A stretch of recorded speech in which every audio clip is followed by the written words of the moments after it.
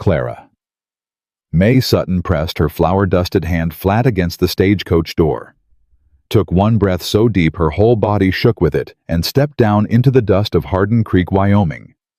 Knowing full well the moment her boots hit that ground, there was no road left behind her worth taking. The bruise along her jaw had faded to yellow. The one around her heart had not. She was 34 years old. She was alone, and she was carrying a sourdough starter in a wooden box, like it was the last living thing in the world that still trusted her. Because it was. If this story moves something in you, I hope you'll subscribe to this channel. Hit that notification bell and drop a comment telling me what city you're watching from. I want to know how far this story travels. Now, let's begin. The driver did not help her with the trunk. He dropped it in the dirt, the way a man drops something he has already decided has no value. Dusted his hands against his thighs, and looked at her with that particular expression she had learned to recognize over 6 days of travel. The slow downward scan, the slight tightening around the mouth, the decision made before a single word was spoken. "End of the line, miss," he said. "Hardin Creek. You sure this is where you want to be?" "I'm sure," Clara May said. She was not sure. She had never been less sure of anything in her life.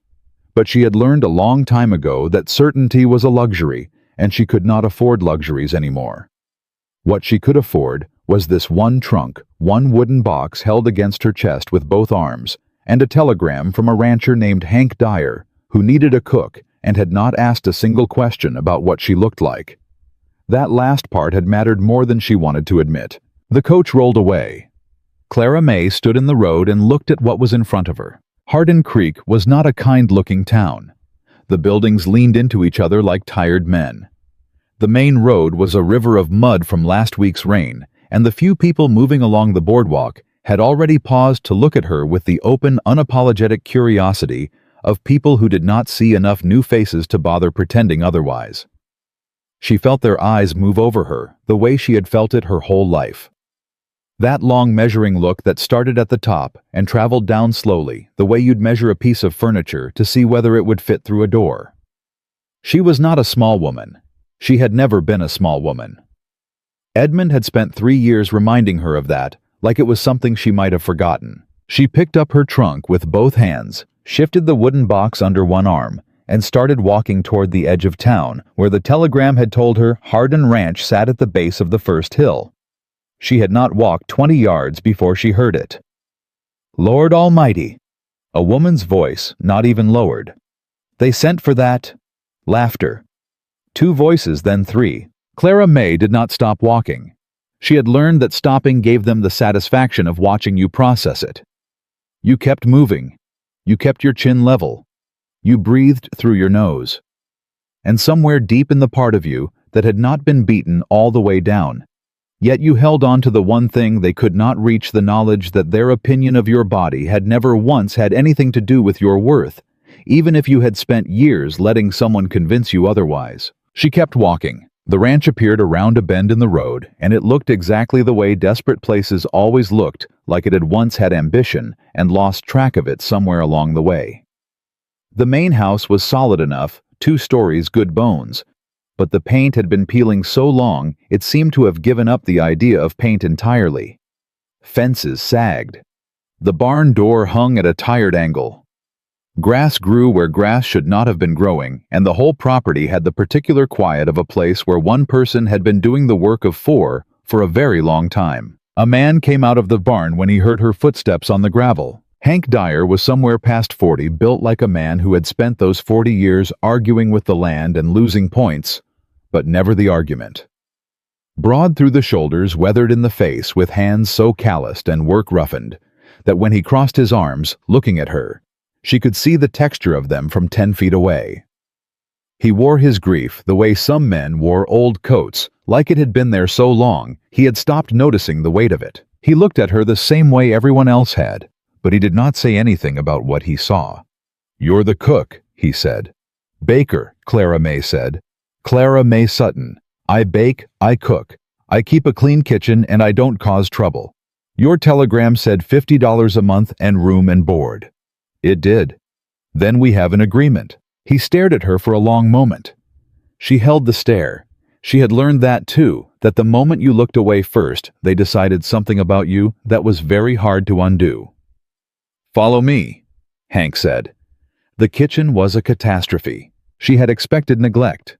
She had not expected this particular quality of neglect, the kind that builds up not from laziness, but from grief, from the slow withdrawal of a person who had simply stopped being able to care about things like clean surfaces and organized shelves. The stove was caked with months of burnt residue. The basin smelled like standing water and regret. Flour and sugar sat in open barrels that had been visited extensively by mice. Dishes were stacked in configurations that suggested no one had washed them in a deliberate, top-to-bottom way in quite some time. "Last cook left 4 months ago," Hank said from the doorway. "Before her another woman. Before that—" He stopped. "It doesn't matter. You'll do the job or you'll go. I don't have patience for complications." Clara May set the wooden box down on the cleanest section of counter she could find, which was not very clean. She opened the lid, carefully checked the sourdough starter inside, still alive, still bubbling faintly despite 6 days of travel, and closed it again. "I'll need supplies," she said. "Proper flour, fresh salt and sugar in sealed containers, new dish towels. That stove needs to be stripped down and re-seasoned before I use it for anything meant for human consumption. I'll need to know how many I'm cooking for any dietary concerns and what time meals are expected." Hank blinked. She got the sense he had been expecting either complaints or collapse, not a list delivered in a flat businesslike tone. "3, he said. "Me, my foreman Boyd, and my daughter." A pause. "She doesn't eat much." "How old?" 8. Something moved across his face, not quite pain, but adjacent to it. "You don't interact with her. You don't try to befriend her. You don't speak to her unless she speaks to you first, and she won't, so that takes care of it. You leave her entirely alone." Clara May looked at him. "What's her name?" "That's not your concern. I'd like to know the name of the child I'm cooking for." The silence stretched. A muscle worked in his jaw. "Lily," he said. "And she doesn't speak. She hasn't said a word in 2 years." His voice went flat and hard, the way voices go when they are covering something that still has sharp edges. "Doctors don't know why. I'm done expecting them to figure it out. Just leave her be." He left before she could respond. Clara May stood in the wrecked kitchen for a moment. Then she rolled up her sleeves, tucked her skirt hem into her waistband to keep it out of the muck, and got to work. It took her 7 hours to make the kitchen functional. She was not a small woman, and she had never pretended otherwise, but she was strong in the particular way of women who have spent their lives using their bodies as tools rather than ornaments. Her arms were solid. Her back was accustomed to sustained effort. She hauled water she scrubbed with a ferocity that came from somewhere deeper than cleanliness. She stripped the stove surface down to bare iron and re-seasoned it with a small tin of lard she found buried behind a broken crock. She dumped the contaminated flour. She found the mice damage and dealt with it without drama.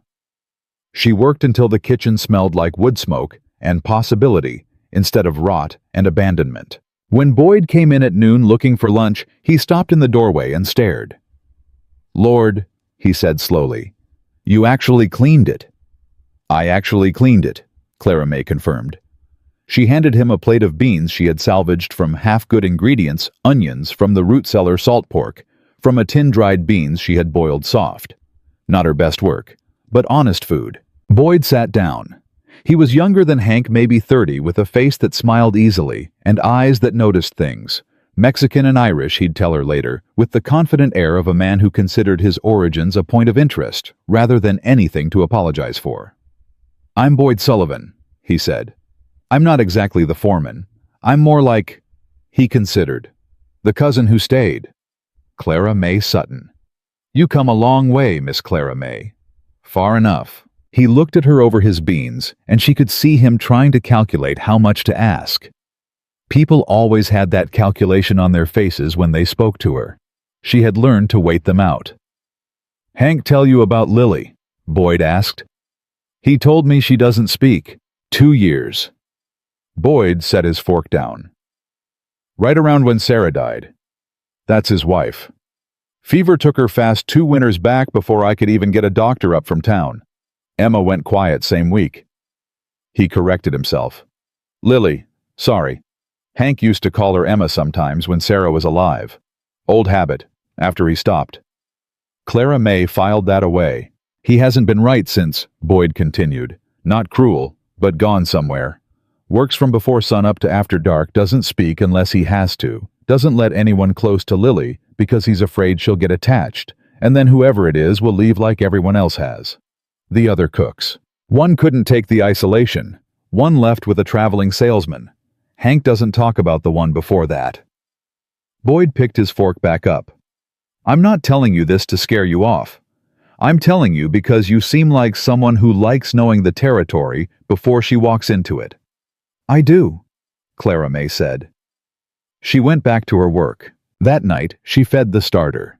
She had brought it from Boston in the wooden box, fed it at every stop, kept the cloth around the jar damp during the train rides when the air went dry. It had been her grandmother's, passed down through 3 generations of women who had understood that some things worth keeping require daily tending. It had survived the journey. It was still alive. She was checking the jar when she felt eyes on her. Slowly she turned. A girl stood in the kitchen doorway. 8 years old, dark-haired, wearing a dress that had been let out at the hem and still wasn't quite long enough. Her boots were too large. But it was her face that stopped Clara May. Not the face itself, which was a plain, pretty serious face, but the expression on it. The absolute stillness. Not shyness. Not caution. Something older and more deliberate than either of those things. The stillness of a creature that has learned to go very quiet so that the world forgets it is there. Hello? Clara May said. She kept her voice the same way she kept the starter, gentle, steady, warm, but not demanding. I'm Clara May. I'm the new cook. The girl stared. I'm feeding my starter, Clara May said, turning back to the jar.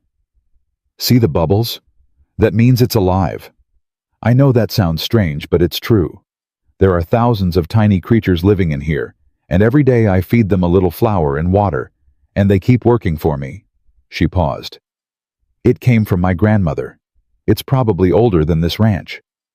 Not a sound from the doorway. I made beans for supper, Clara May said. There's cornbread, too. I left a plate on the table if you're hungry. She did not look at the girl. She had learned this from years of watching frightened things. Cat's children herself in mirrors, that a direct gaze too soon felt like a demand. Go to your room. Hank's voice came from the hallway, quiet but firm. Clara May heard small feet retreat without a sound. Hank appeared in the doorway. His eyes went from the girl's absence to Clara May's back. I told you not to speak to her. She came to the kitchen, Clara May said, still not turning. I spoke. I didn't touch her, didn't approach her, didn't ask anything of her. I talked about sourdough. I don't care what you talked about. I know. Now she turned slowly. Mr. Dyer, I understand why you're protecting her. I do. But I'm going to be in this kitchen every day, and she's going to come through that door, and the kindest thing I can do for both of us is be exactly what I am. Steady, quiet, and unthreatening, and let her decide what to do with that. Something shifted in his expression. Not softness exactly, but a small crack in the hardness. Who gave you those bruises? He asked. Her hand moved towards her wrist before she could stop it. The finger-shaped marks had faded to yellow-green, but apparently not enough. Someone who won't be a problem anymore, she said. You running from the law? No. From a man. She met his eyes steadily. From a monster. There's a difference. The silence between them was not comfortable, but it was honest. He looked at her the way people looked when they were deciding whether to trust something they couldn't fully see yet. Dinner's at 6, he said finally. Breakfast at 5. Boyd takes a packed lunch to the fields at noon. You burn the bread, you're gone. You cause trouble, you're gone. He paused. You go near my daughter in a way I don't like. I won't, Clara May said. He left. She stood alone in the clean kitchen, listening to the beans simmer and the starter breathe, and for the first time in longer than she could calculate, she felt something that was not quite hope, but was the place where hope begins, a small, stubborn warmth in her chest, like a fire that has been banked low through a long winter and is just now being given a little air. She woke at 4 the next morning, unable to sleep past the habit of early rising that Edmund had beaten into her during the first year of their marriage, and that she had never been able to shake even after everything else had changed.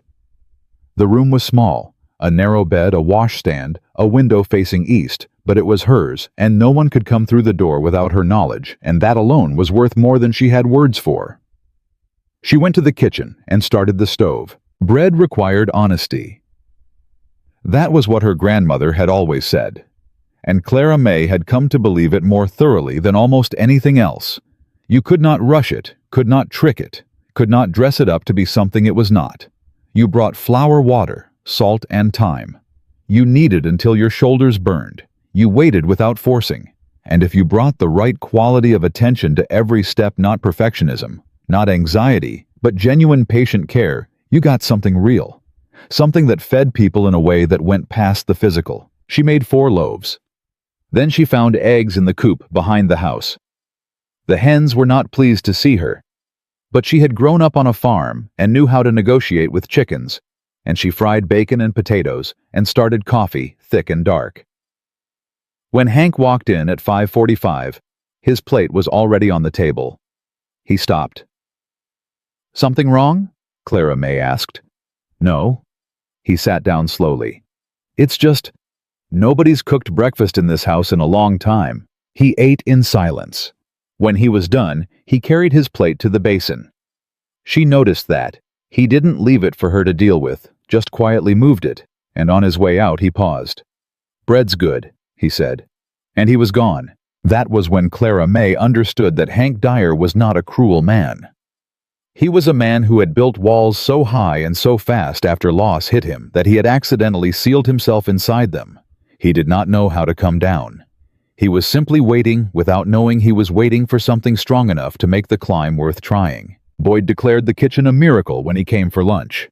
He ate 2 pieces of bread before his beans and talked the entire time with the enthusiasm of a man who had been eating hardtack for 4 months.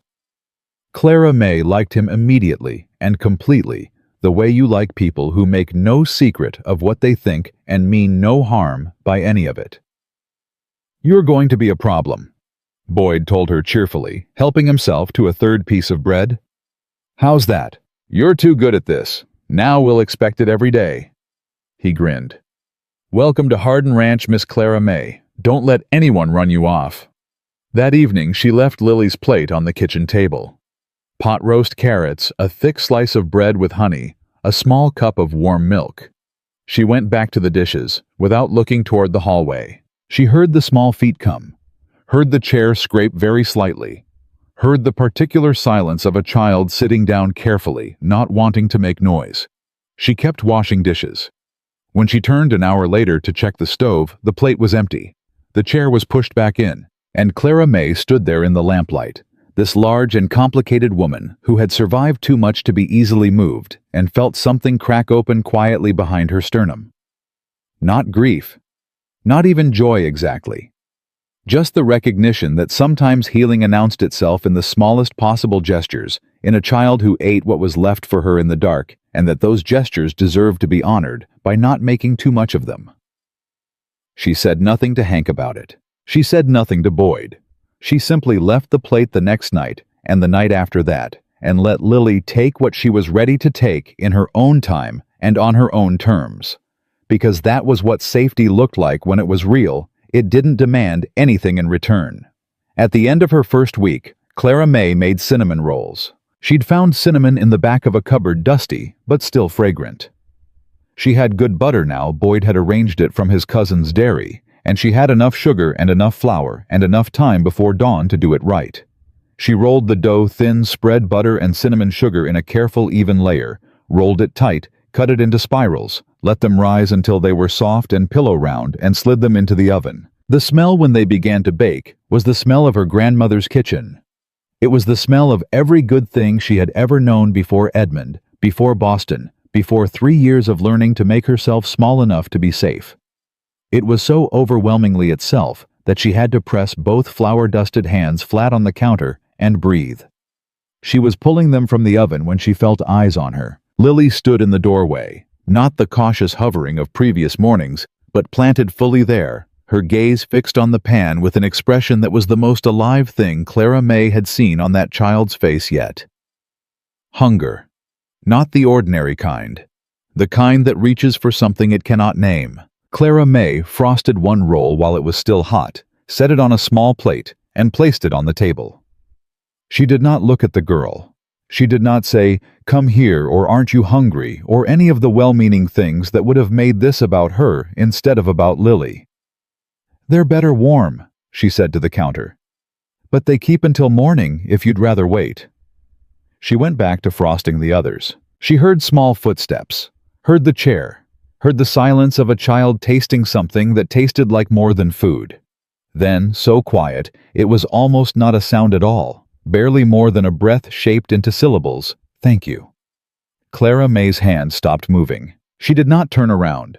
She did not gasp or react, or make the moment into something the child would feel responsible for. She stood perfectly still, her frosting knife suspended, and she breathed slowly, and she kept her voice when she found it absolutely level. "You're welcome," she said. To the pan, to the counter, to the ordinary morning air. She heard the chair scrape, heard small feet, turned a minute later to find the plate empty, and the kitchen exactly as it had been. And Clara May Sutton, who had survived a husband who told her she was worthless, a town that had laughed at her the moment she stepped off a coach and 6 days of travel that would have broken someone with less in her chest to hold on to, put both hands over her face and let herself cry. Not from sadness, from the relief of knowing that some things, even after everything, still grew. She didn't tell Hank. She didn't tell Boyd. She tucked that moment away like a seed in good soil and went back to work. Because that was what you did with precious things. You protected them until they were strong enough to stand on their own. Lily began appearing in the kitchen more often after that. Always when Hank was out. She had some instinct for his schedule, had probably been mapping the rhythms of the house for 2 silent years, and she knew when it was safe to simply exist somewhere other than her room. She would sit at the kitchen table and watch Clara May work, and Clara May would talk. Not at the girl, not with demands for response built into the words. Just talk, a steady, warm narration of what her hands were doing and why the way her grandmother had talked to her when she was small and the world was still mostly good. "The starter's alive," she explained one morning, holding up the bubbling jar so Lily could see. "Every one of these bubbles is a tiny creature eating and breathing. My grandmother got this from her mother, who got it from her mother before that. It's probably over 100 years old." She watched Lily's eyes go wide. "When I bake bread with it, I'm putting all those creatures to work. They eat the sugar in the flour, and they release gas, and that gas is what makes bread rise. They've been doing that work longer than this state has existed." Lily wrinkled her nose. "I know," Clara May said. "It sounds strange, but most of the best things are strange if you look at them closely enough." And when Lily reached out one morning and touched the side of the jar, curious and careful, and then looked up to see if that was allowed, Clara May just nodded once and kept talking, because yes, it was allowed. In this kitchen, everything was allowed except pretending to be less than you were. 3 weeks in on a morning that smelled like rain coming, and the bread was rising. Well. Lily climbed up onto the stool beside the counter and looked at Clara May with those serious 200-year-old eyes. "Can I help?" she said. Clara May handed her a wooden spoon without pausing. "Stir that while I measure the salt," she said. "Not too fast. Bread doesn't like to be rushed." They worked side by side in the quiet kitchen, and Clara May felt the particular rightness of it. This child who had gone silent, finding her voice again, not because anyone demanded it of her, but because someone had simply made a space where it was safe to speak. When Hank came in for dinner that evening and found his daughter standing on a stool at the counter, carefully folding cornbread batter under Clara May's direction, he stopped in the doorway. Clara May looked up. "She's helping," she said simply. "We're making cornbread." The silence lasted long enough that she heard Lily's stirring falter. Slightly, heard the child feel the tension in the air and brace against it. The way all children who have learned that adults' moods can change, a room will brace. "Keep stirring," Clara May said to Lily quietly and steadily. Even strokes, that's right. After a moment, she heard Hank's boots on the floor, heard him pull out his chair, heard him sit down. He didn't say a word about it. But that night when Lily carried her plate to the dinner table and sat down across from her father, instead of taking it to her room, Hank Dyer reached for the cornbread with a hand that was not entirely steady. Clara May pretended not to notice, but she noticed. The next morning, Clara May found a wildflower on the kitchen counter. It was small purple, the kind that grew in the grass along the fence line, and it had been placed very deliberately beside the starter jar, its stem tucked into a crack in the wood so it would stand upright. She stood looking at it for a long moment, with her hands at her sides and her throat doing something complicated, and then she went about starting the stove because the bread still needed tending and some things were best honored quietly. She did not mention the flower to anyone. Lily came to the kitchen that morning at her usual time, sliding in through the side door, with the particular silence she'd carried so long it seemed less like a habit now and more like a second skin. She was slowly, carefully learning to step out of. She climbed onto her stool. She looked at the flower. She looked at Clara May. "Thank you," Clara May said, to the dough, to the counter, to the same ordinary morning air she'd been speaking into for weeks now. Lily's mouth curved at one corner. Not quite a smile, something working toward one. They made bread together that morning without speaking much, and what they did say was small and practical and exactly right. "Hand me that bowl. Press here, not there. Feel that. That's when you know it's ready." Clara May had discovered that Lily learned best through her hands, through the physical language of doing, and so she had begun teaching that way, placing the girl's small palms against the dough, letting her feel the difference between under-kneaded and ready, between a loaf that needed more time and one that was genuinely done. It was, Clara May thought, not so different from teaching herself. There were things you could only know by feeling them. Boyd came in for breakfast in the middle of this and stood in the doorway, watching with an expression she couldn't entirely read. Something between relief and something older and more careful than relief. "Morning, Lilybug," he said. Lily looked at him. She raised one flour-dusted hand in a small wave. Boyd sat down very slowly, like a man trying not to startle something. He ate his eggs without talking for once, which told Clara May more about how significant that small wave was than any amount of words could have. When Hank came in at 6, Clara May had his plate ready and the kitchen warm and the bread cooling on the rack. He looked at Lily on her stool. He looked at Clara May at the stove. He sat down and ate and did not say a word about any of it. But before he left, he paused at the door with his back to both of them. "Bread's good," he said. Same as he always said. But this time, Clara May heard something underneath the words that hadn't been there before. Not gratitude exactly. More like a man who has been holding his breath for 2 years and is beginning slowly, and against his better judgment, to let it out. The trouble came on a Thursday. Clara May had ridden into town with Boyd for the weekly supply run, leaving Lily with strict instructions to check the bread at 9 o'clock and not touch the starter without her. Hardin Creek's general store was run by a woman named Patsy Howell, broad-shouldered and businesslike, who had taken to Clara May's bread with the practical enthusiasm of someone who recognized quality and knew what to do with it. She'd already started asking for extra loaves, selling them from the counter to miners and railroad workers, who came through looking for something that tasted like it had been made by a person who cared about the outcome. Clara May was waiting on her supply order when she heard the voice. "Well, I'll be." She felt it before she understood it, that particular cold that starts in the stomach and moves outward the body, knowing danger a half-second before the mind catches up. She turned slowly. The man leaning against the far wall was named Chet Pruitt. He'd been one of Edmund's drinking companions back in Boston, the kind of man who appeared at other people's dinner tables and smiled too easily and always seemed to know exactly how much leverage he had on everyone in the room. He was holding a glass of something amber and looking at her with the bright, calculating eyes of a man who has just found something valuable in an unexpected place. "Mary Cunningham," he said pleasantly. "Off a long way from home." "Wrong person," Clara May said. Her voice came out steady. She was proud of that. My name is Clara May Sutton. Sure it is. He pushed off from the wall and moved toward her, and she did not step back because she had promised herself 6 days ago on that stagecoach that she was done stepping back. Edmund's been looking everywhere for you, you know.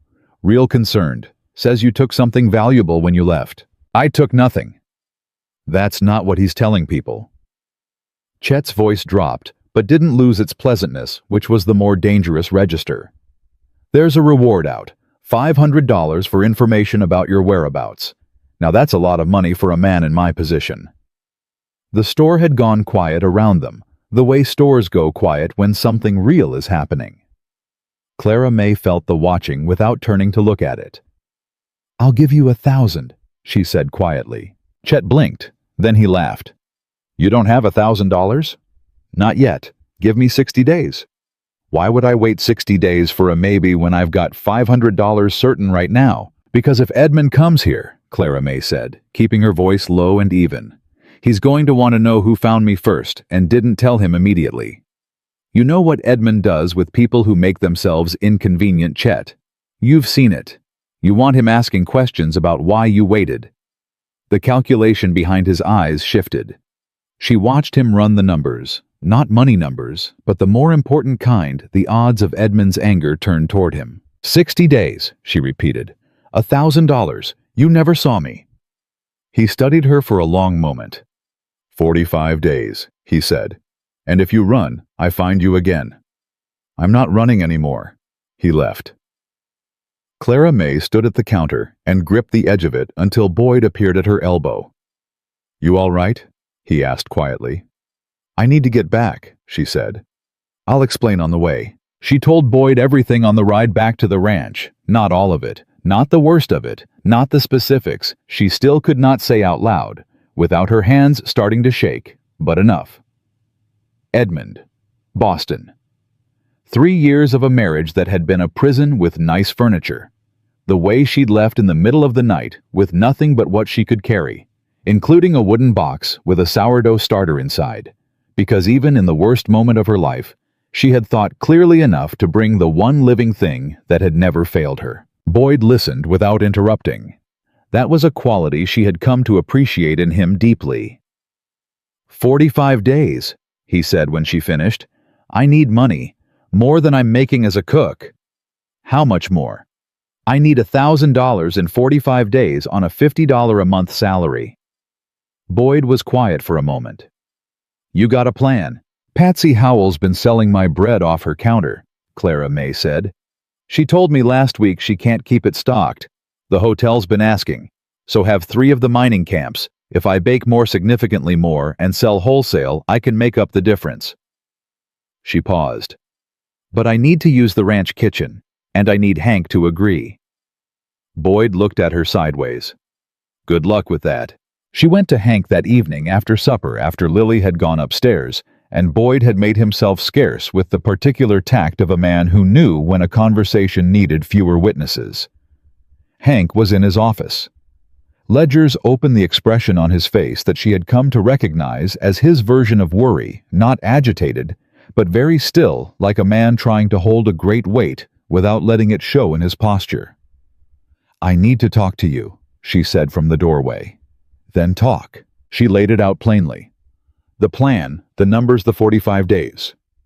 She did not tell him about Edmund because she was not ready to hand that information to anyone who hadn't yet proved they deserved it.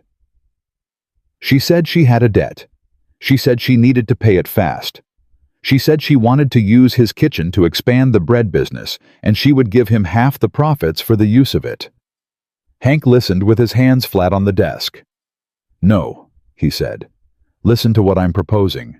I heard you. The answer is no. You're here to cook for this household, not to run a commercial operation out of my kitchen. It won't interfere with my duties. I'll work mornings before the household needs anything. Boyd can help me with deliveries when he goes to town. Boyd's got enough to do. Then I'll manage deliveries myself. She stepped into the room. She was tired and scared, and she did not have the energy for indirection. I'm asking for a chance, Mr. Dyer. Half the profits for the use of your kitchen and supplies. If it causes any problem at all, any disruption to this household, I'll stop immediately. What kind of debt does a baker rack up that needs $1,000 in 45 days? The kind I'd rather not discuss. He leaned back in his chair and looked at her with those flat, weathered eyes, and she could see him doing what he always did, not just looking at what was in front of him, but looking at what was behind it. He'd had 2 years of practice reading things people weren't saying. "You're running from something," he said. "Same as when you arrived. This is related." "Yes." "And if I help you, does it bring trouble to my door, to Lily?" Clara May held his gaze. "I'm doing everything I can to make sure it doesn't." "That's not the same as no." "No," she said quietly. "It's not. But it's the truth, and I'd rather give you that than a comfortable lie." The silence sat between them. Outside, a wind had picked up, moving through the grass around the house with a sound like breathing. "Half the profits," Hank said finally. "Your regular duties don't slip. And if this brings one single problem to this property, it won't. It better not." She started baking at 3 in the morning instead of 4. 6 loaves for the house, then 12 for sale, then 18. The general store could not keep them on the shelves. Patsy Howell started putting out a sign on Tuesdays and Fridays, fresh bread from Hardin Ranch, and men lined up before she even opened the door. The hotel took everything Clara May could spare. 2 mining camps agreed to a standing weekly order. Her body protested loudly. The permanent ache between her shoulder blades deepened into something that woke her if she slept wrong. Her hands, which had just healed from the first week's scrubbing, split open again along the knuckles from the constant kneading. She slept 4 hours a night, and woke still tired, and went back to work because there was no other direction. Lily noticed. "Your hands are bleeding again," the girl said one morning, watching Clara May shape a loaf with fingers wrapped in strips of cloth. "They're fine." "They're not fine. They're bleeding." "Then they're bleeding fine." Clara May glanced at her. "Hand me that bowl." Lily handed her the bowl, but she didn't drop the subject, which Clara May was coming to understand was characteristic. For a child who'd said nothing for 2 years, she had opinions, and she was not shy about sharing them, now that she'd decided sharing was something she was willing to do. "Why are you working so hard?" Lily asked. "Because something needs doing." "Boyd says you're baking enough bread for 3 towns." "Boyd talks too much." "Boyd says that too," Lily said. A pause. "Are you in trouble?" Clara. May looked at her. 8 years old with eyes that had seen more than 8 years' worth of the world. She deserved something real. "A little," Clara May said. "But I'm working my way out of it. Papa could help." "Your papa is already helping." She started the next loaf. "Some things a person has to solve herself, Lily. Even when it's hard. Especially when it's hard. You understand that." Lily was quiet for a moment. "Mama used to say that when things get hard, you have to get harder." Clara May's hands paused in the dough. "She sounds like she was very wise," she said. She was. Lily's voice was small and even, and carrying more weight than it should have to carry. "I miss her.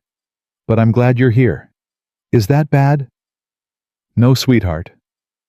Clara May kept her eyes on the dough because she didn't trust her face right now. "That's not bad at all. That's just being alive." By the end of the 3rd week, she had $210 in the tin she kept tucked behind the flour barrel. She needed $790 more in 24 days.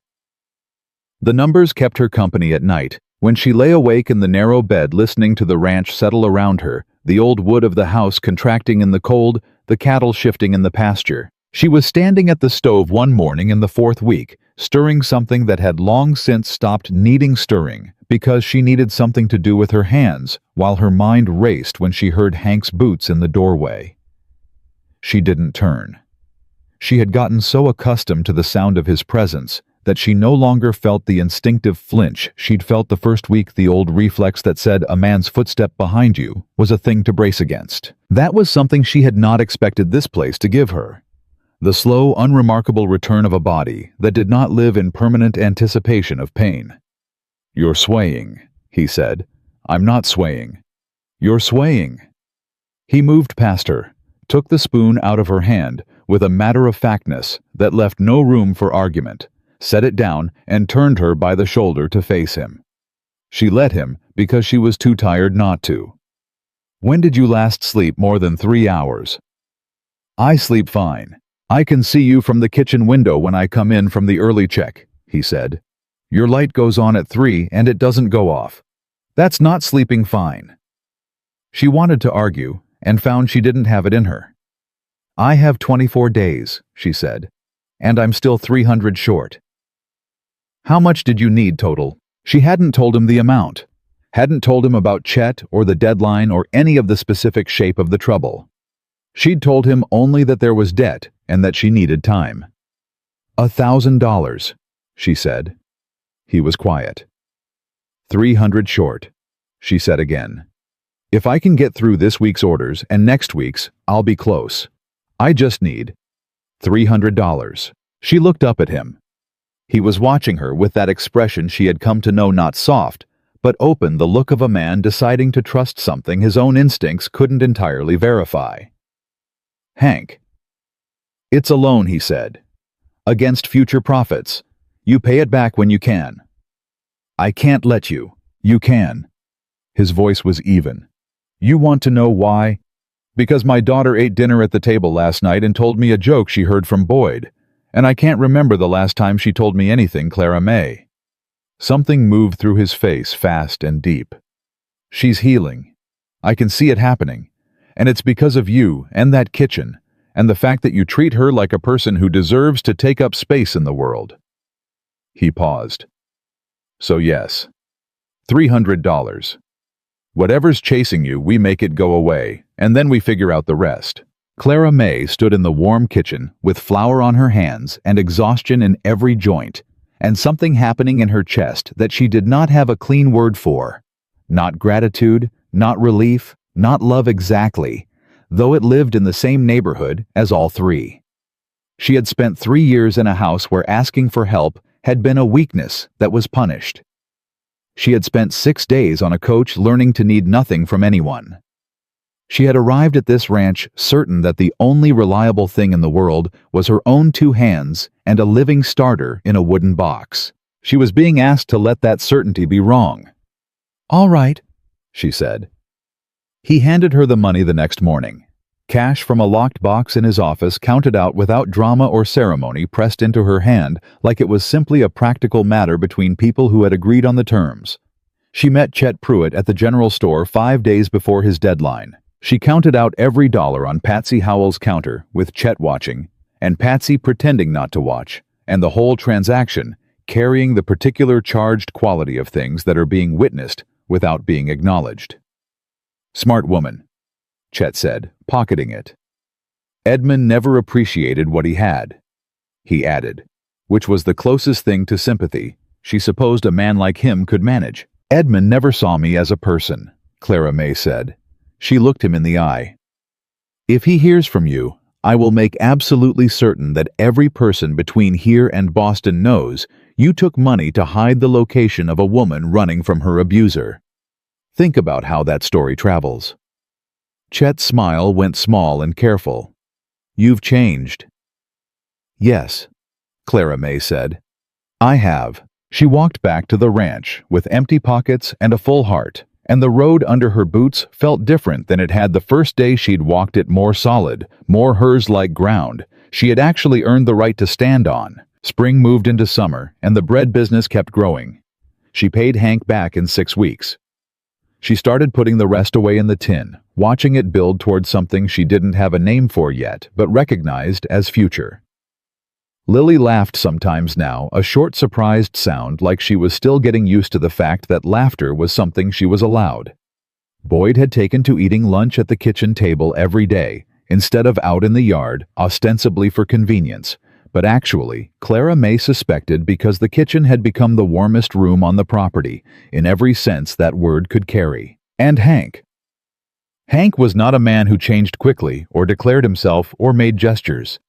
But he had begun to linger in doorways a few minutes longer than strictly necessary.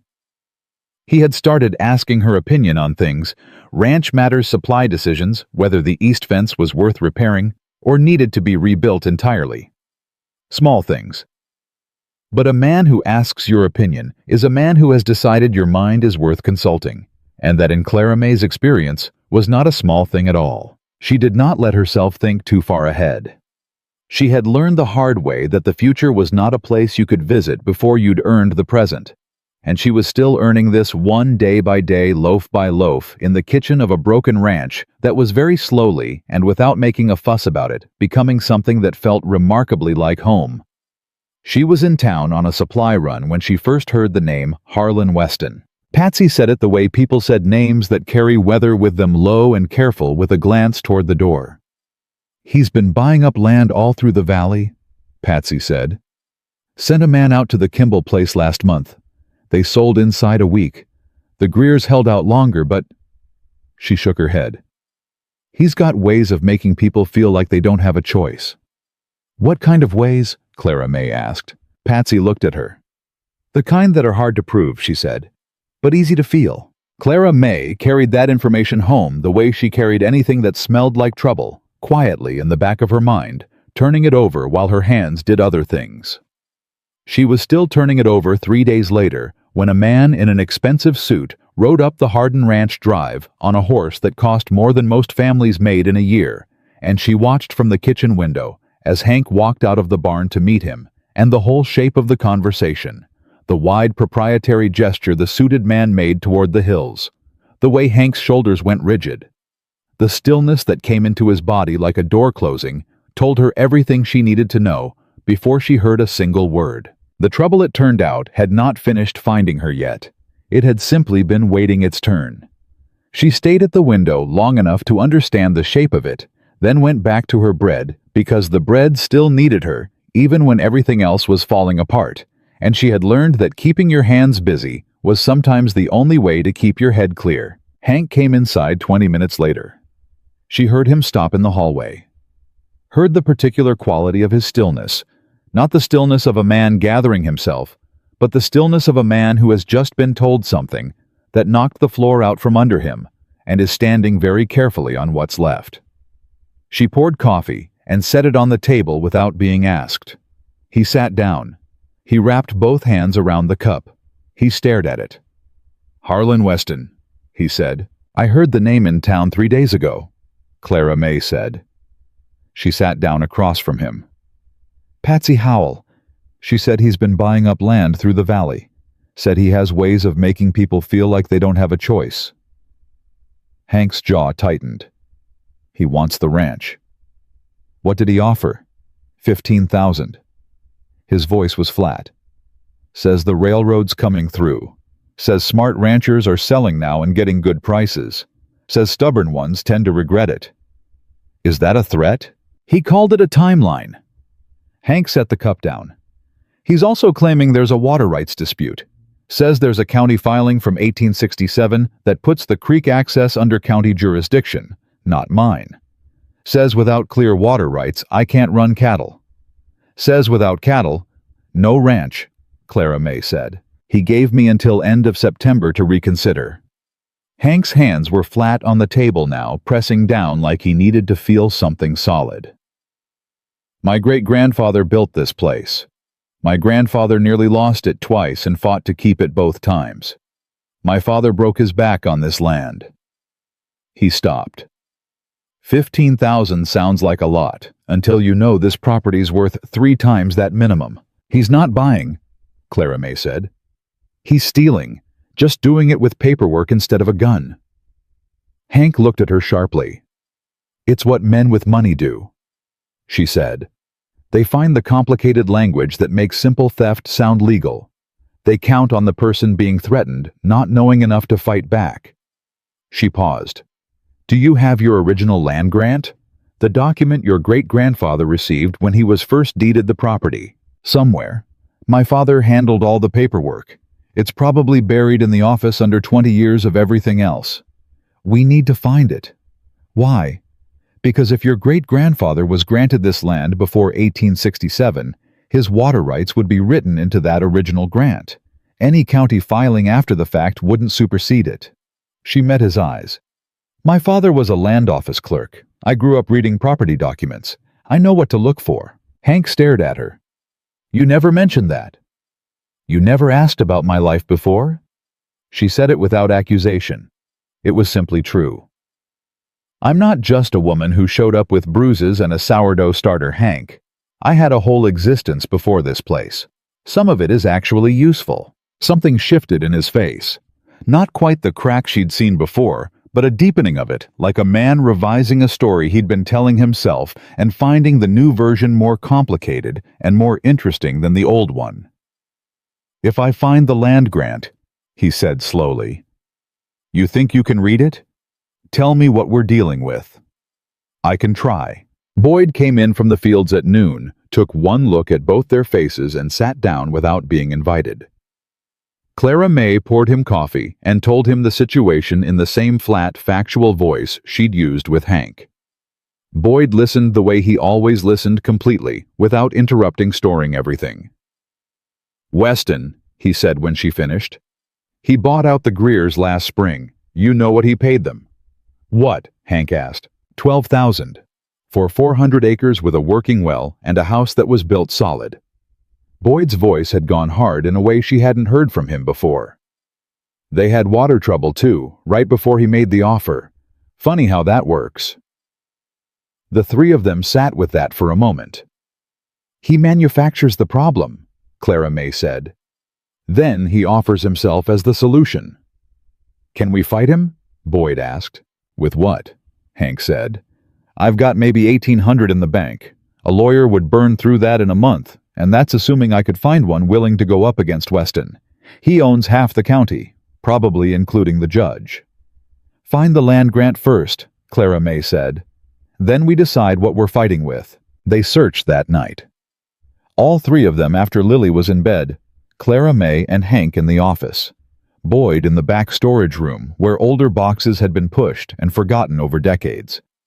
The office smelled like old paper and lamp oil, and the filing system, if it could be called that, was essentially the accumulated archaeology of 3 generations of a family that had been too busy working the land to organize the documents that proved they owned it. Birth certificates, marriage licenses, bills of sale for cattle long dead, tax receipts for equipment that had rusted into the ground. Photographs, she tried not to look too closely at those, tried not to see the woman in them. The dark-haired woman with Lily's eyes, who smiled like she had never once doubted that the world was fundamentally good. That's Sarah, Hank said quietly when he caught Clara May's gaze moving toward one of the photographs, despite her best effort. She was beautiful, Clara May said. She was the best person I ever knew. He said it simply without performance. Lily has her eyes, same way of looking at things, like she's deciding whether you're worth trusting, and she hasn't made up her mind yet. She gets there eventually, Clara May said. The trusting. She does. He was quiet for a moment. She got there with you faster than I would have believed. Clara May said nothing. She went back to the papers. At midnight, Boyd called from the storage room. Not loudly. Boyd was not a loud man when things were serious, but with the particular quality of someone who has found exactly what they were looking for and is being careful with it. The land grant was at the bottom of a trunk that had been sitting undisturbed long enough to smell like the past had physical form. The paper was heavy, formal, marked with official seals dated April 1851. Clara May took it to the lamp and read it through once, then again, then a third time, checking specific language, specific provisions. This is ironclad, she said. Hank was standing 2 feet away. She could feel the tension in him, the way you feel weather coming, a pressure in the air that hadn't been there before. Read it to me, he said. She read the relevant sections aloud. The grant of 640 acres to Elias Hardin Dyer and his heirs. The specific language about water sources, all water sources therein natural and established to be held in perpetuity by the grantee and his successors. The date, the signatures, the territorial seal. Any county filing from 1867 doesn't matter, she said. This predates it by 16 years, and it specifically grants water rights as part of the property. Weston's bluffing. He's hoping you don't have the documentation to call him on it. Hank took the grant from her hands and held it the way you hold something you had given up expecting to find.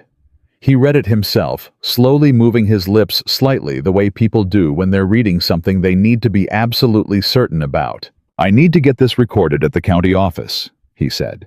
"Make it official. Make it public." "First thing tomorrow," Clara May said. "If Weston sees me do it." "Good. Let him see. Let him understand that you know exactly what he's trying to do." She crossed her arms. "Men like that are counting on your fear. The moment you show them you're not afraid, or even just that you're informed, it changes the calculation." Boyd leaned in the doorway. "I'll ride with you," he said to Hank. "Safety in numbers." Hank looked between them, and Clara May saw something happen in his face that she had not seen there yet. Not hope exactly, because hope was something this man had learned to be careful with, but the beginning of something that might become hope if it was given enough room to grow. Something that looked like a man remembering that he did not have to carry everything by himself. "All right," he said. They rode out at first light, Hank with the land grant folded carefully in his coat pocket. Clara May stayed at the ranch with Lily, who had come downstairs to find the kitchen unusually quiet, and had looked at Clara May with those measuring eyes until Clara May had said simply, "Your papa's taking care of something important." And Lily had nodded once and climbed onto her stool. They made bread together.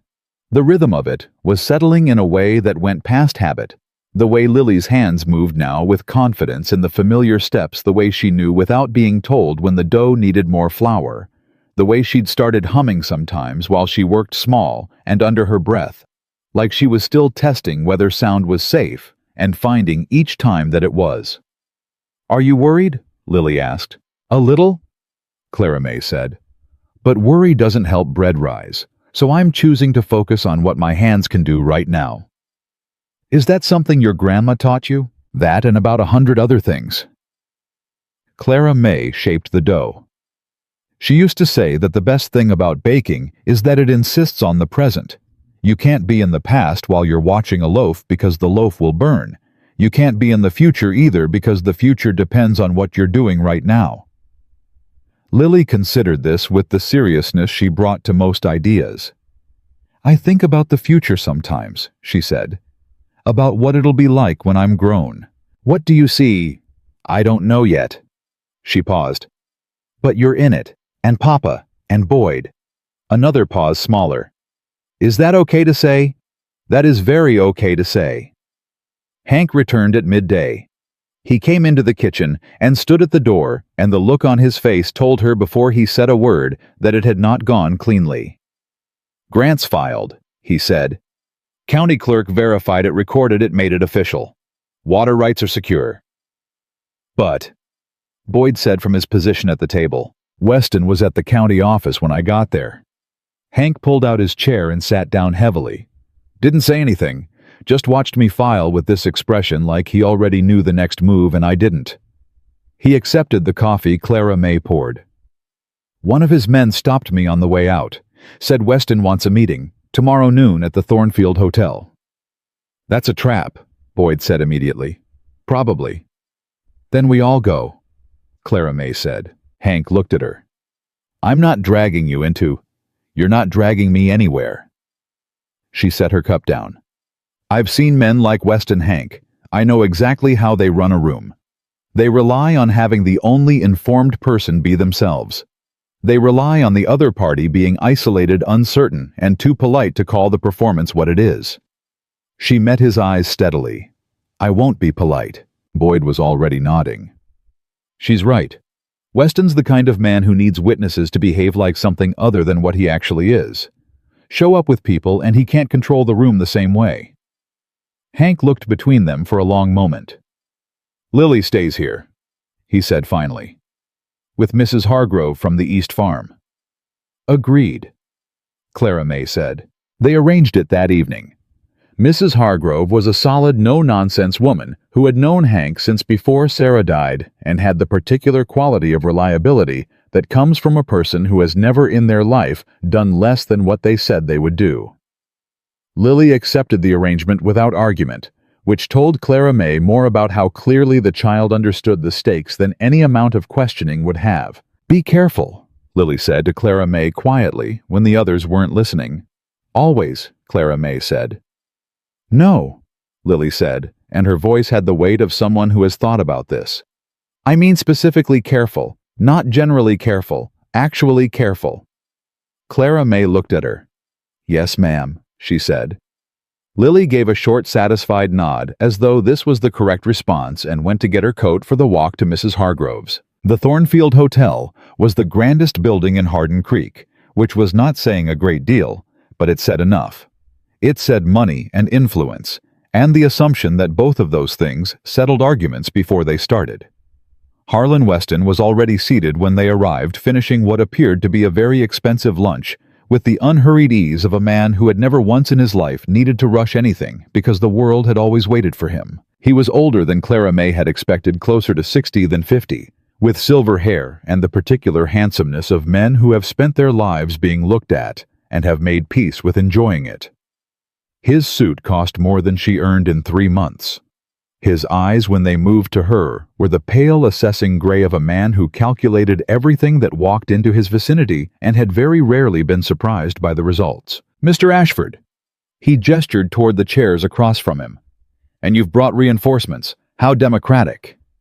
His gaze settled on Clara May. "I don't believe we've met." "Clara May Sutton. I work at the ranch." "Ah." Something moved through his expression, not quite interest, but its cousin. "The baker. I've heard about your bread. Half the town apparently can't stop talking about it." A thin smile. "Very enterprising, starting a business on someone else's property. I pay Mr. Dyer for the use of his kitchen and supplies," she said. "Everything's above board." "I'm certain it is." He turned to Hank with the smooth pivot of a man who had already decided she was not worth more than 30 seconds of attention. "I understand you filed your land grant yesterday. Very thorough." "I was protecting what's mine," Hank said. "Of course." Weston leaned back. "Though I have to say, a land grant is a wonderful thing for establishing historical ownership. It doesn't, however, address current financial obligations." He reached into his jacket and produced a folded document with the careful, deliberate movement of a man who had rehearsed this. "The First National Bank has brought something to my attention. A promissory note from 1882, a loan taken out by your father, $2,500, at 6% interest compounding annually, never discharged." The silence that followed was the kind that has weight. Boyd spoke first. "That loan was settled. Do you have documentation?" Weston's voice was pleasant. "Because the bank's records show no record of payment." He slid the document across the table. "The current amount owed with 4 decades of compounding interest is $41,673. Clara May looked at the number. She looked at the document. She looked at Weston's face, the careful neutrality of it. The performance of regret, the slight hardening around the eyes that was the only tell a man this practiced would allow himself. Something was wrong with the paper. She could not have said immediately what it was, only that she felt it the way you feel a word that's been spelled incorrectly before you can identify which letter is wrong. A wrongness in the whole shape of it. The paper was too clean for something 44 years old. The ink had a faint sheen at the edges that suggested it hadn't had sufficient time to settle into the fiber. She had seen Edmund do this, not with ranches, but with her signing her name to accounts she hadn't opened, creating paper trails she hadn't made using documentation to build a reality that bore no resemblance to the actual one. She knew what manufactured evidence looked like when you knew to look for it. "I can't pay that," Hank said. His voice had gone careful and controlled in the way voices go when a man is fighting to keep what's underneath it from showing. "I know," Weston said. "Which is why I'm prepared to be generous. Sell me the ranch for $20,000. I settle the debt with the bank. You walk away with enough to start over. Everyone wins." "Everyone wins except the man who loses his family's land for half its value," Clara May said. Weston's eyes moved to her with a quality that had not been there a moment ago, something colder, more deliberate. "Miss Sutton, this is a private business matter. It stopped being private the moment you walked onto that ranch." "You're new here," he said, and his voice had dropped half a register in a way that was clearly intended to carry a message. "So I'll educate you. This valley operates on certain principles. People who understand those principles do well. People who don't." He paused. "Well, they tend to find things considerably more difficult." "Is that a threat?" Hank said. "It's an observation." Weston stood straightening his jacket with the unhurried precision of a man who had already decided this conversation was over. "You have until the end of September. I'd encourage you to think carefully, Mr. Dyer. Think about your daughter. A failing ranch is no environment for a child." He nodded once at no one in particular and walked out. The three of them sat in the silence he left behind. "The promissory note is forged," Clara May said. Both men looked at her. "I can't prove it sitting here," she said. "But it's wrong. The paper is wrong, the ink is wrong. A document from 1882 doesn't look like that. The stock is too uniform, too clean. And the ink has a sheen it wouldn't have if it had been sitting in a file for 40 years. She kept her voice level. "Weston manufactured that debt. He's counting on Hank not having access to the original bank records to dispute it." Boyd was watching her carefully. "Can you prove it? Maybe. But proving it in court would cost money we don't have, and time we don't have either, and Weston probably has the judge anyway." She looked at the document on the table. "We don't need to prove it in court. We need to prove it to Weston. Make it clear we know what he's done. Make it a liability for him instead of a weapon." "How?" Hank asked. "The original bank records," she said.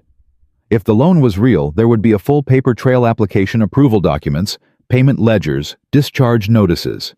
If the note is forged, none of that exists in the original files. The only record will be whatever Weston had manufactured recently." She paused. "We need to see those records." Boyd was already shaking his head slowly. "The bank's not going to show us their files voluntarily. Not if Weston has the bank president in his pocket." "No," Clara May agreed. "They won't show us voluntarily." The silence that followed was the kind that happens when three people all arrive at the same conclusion at the same moment, and none of them particularly wants to be the first one to say it out loud. Hank leaned forward. "Clara May." "I know," she said. "Whatever you're thinking, I know." She folded her hands on the table. "Give me tonight to think it through properly. Don't do anything, don't say anything to anyone, just give me tonight." She spent that night at the kitchen table with the lamp burning low, turning the problem, the way she turned dough, finding the places where it resisted, working at them steadily, not forcing, but not yielding either. The starter bubbled quietly beside her elbow, 100 years old, and still doing its work. And she thought about what her grandmother had told her once about the difference between problems that looked unsolvable and problems that were actually unsolvable. Most of them, her grandmother had said, just need you to find the door instead of walking at the wall. She found the door at 2 in the morning, and she sat back and looked at what it would require of her, the risk of it, the potential consequences, the sheer audacity of it. And then she looked at the starter in its jar, living proof that stubborn things could survive almost anything if they were tended with enough care and enough refusal to give up. She went to bed. She did not sleep much. But what sleep she got was the sleep of a woman who has made a decision and is at peace with it, which was a better quality of rest than she'd had in weeks. In the morning, she found Hank already in the kitchen, coffee made, hands flat on the table, waiting. "Tell me," he said. She told him. He stared at her for a long time after she finished. Outside, the first light was coming up over the eastern hills, the kind of pale gold that made everything look temporarily possible. "That's insane," he said. "Probably," she agreed. "You could go to prison." "Yes." "Weston could?" He stopped. "Men with that kind of money don't tolerate threats to their position, Clara May. They don't just make things legally difficult. They make things... Yo. I know what they make things," she said quietly. "I lived with one for 3 years, remember?" He held her gaze. She held it back. "I'm not doing this without you," she said. "I'm not asking permission, but I'd rather do it with you beside me than alone. I've done enough things alone. Something moved through Hank Dyer's face that she did not entirely have words for. Not just the decision to say yes, but something underneath the decision, something about the specific quality of being chosen by someone who has every reason to handle things alone, and is choosing deliberately not to. "Boyd's going to say we're out of our minds," he said. "Boyd's going to help anyway," she said. Hank almost smiled. It was close enough. "Yeah," he said. "He will." Boyd did say they were out of their minds. He said it twice, actually, the first time, when Hank laid out the plan over breakfast, and the second time 20 minutes later, when he'd had enough coffee to fully process the details. Then he asked 3 practical questions about timing and access and how they intended to handle the night watchman. And when Clara May told him there was no night watchman budget cuts, he himself had mentioned it weeks ago, complaining that the town had gotten cheap about security. Boyd set down his cup, looked at the ceiling for a moment, and said, "All right, but we do this right or we don't do it." That was Boyd. Clara May had come to understand that his easy manner and his ready smile were not signs of a man who took things lightly. They were the surface of a man who had simply decided a long time ago that worry was not a useful tool, and that when something needed doing, you figured out how to do it properly, and then you did it. There was a janitor at the First National Bank named Miguel Reyes. Boyd knew him the way Boyd seemed to know everyone in a 30-mile radius. Not intimately, but solidly. The kind of knowing that comes from years of showing up at the same church and the same feed store and the same occasional Saturday evening at the saloon, where serious men drank moderately and talked about practical things. Miguel had keys to every part of the bank except the vault itself. He was a reliable man with 6 children and a wife who stretched every dollar until it had nothing left to give. "His youngest needs surgery," Boyd said. "Something with her hip. The family's been trying to save for it for 2 years, and they're still short." "How much?" Clara May asked. $200 would change everything for them. She nodded. "Offer him 200. 1 hour with the keys starting at 7 o'clock. He goes to his sister's place 2 towns over for the evening, so he has an alibi, and tomorrow morning when anyone asks, he spent the whole night there." Boyd looked at her. "You've thought about this kind of thing before." "I've thought about survival before," she said. "The specifics vary." Miguel agreed the same afternoon. Boyd came back with the keys wrapped in a piece of cloth and the information that the janitor would leave them under the back step of the bank at 6:30 and expected them back before 7:30 without fail. 1 hour. His expression when Boyd described the arrangement had apparently been the expression of a man who had decided some risks were worth their weight in the right currency. That left 1 full day to wait, which was the hardest part of any plan, not the execution, but the hours before it when your mind had nothing to do but locate every possible way the thing could go wrong. Clara May baked. She baked the way she always baked when things were difficult, not frantically, not as distraction, but with the deliberate attention that her grandmother had taught her was the whole point. She made 4 loaves for the house, 2 dozen for the week's orders, a batch of honey rolls because Lily had mentioned them 3 days ago, in the offhand way children mention things they want without quite asking. She let the kitchen be what it had always been for her, the one place where the work was honest, and the outcome, if you were careful and patient, was almost always good. Lily helped in the mornings the way she always did, and Clara May noticed the girl watching her with more than usual attention tracking something she couldn't quite name. "You're not worried today," Lily said. It wasn't a question. "I'm always a little worried." "No." Lily shook her head certain. "Yesterday you were worried. Today you're different. Like when you're waiting for bread to come out of the oven and you already know it's going to be good." Clara May looked at her for a moment. This child who had spent 2 years learning to read rooms and people and the specific emotional weather of everyone around her, because when you couldn't speak, you learned to see. "I made a decision," Clara May said. "Decisions are easier to carry than uncertainty."